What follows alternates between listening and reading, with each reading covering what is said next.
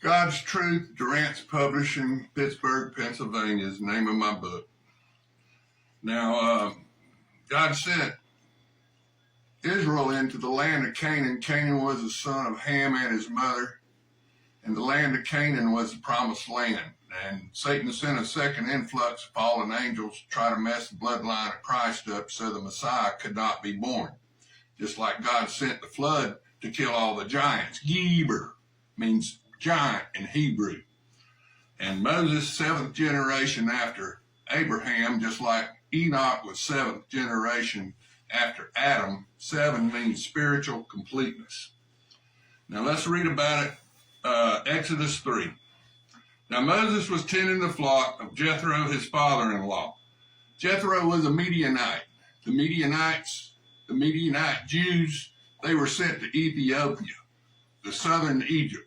And they were the goat ropers and the sheep herders and the cow farmers called kine, cows of kine in the Bible, K-I-N-E. And they took care of the camels and the oxen, and they had to live in a tent and move around and follow the herds, because Egyptian farmers, they wanted to be farmers.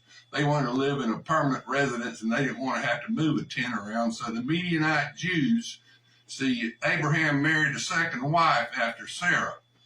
Her name was Keturah. She was a dark-skinned Jew.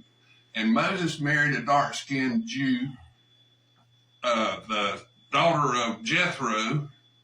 Jethro was a Midianite priest, and they ended up southern Egypt, Ethiopian Jews. Now here we go.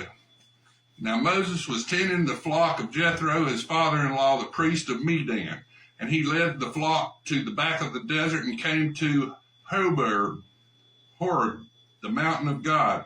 And the angel of the Lord appeared in a flame of fire from the midst of a bush. And he looked, and behold, the bush was burning with fire, but the bush was not consumed.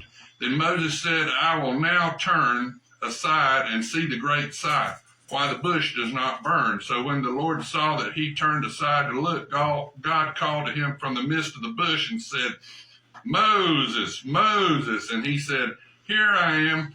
Then he said, Do not draw near this place. Take your sandals off your feet, for this place where you stand is holy ground. Moreover, he said, I am the God of your father, the God of Abraham, the God of Isaac, and the God of Jacob.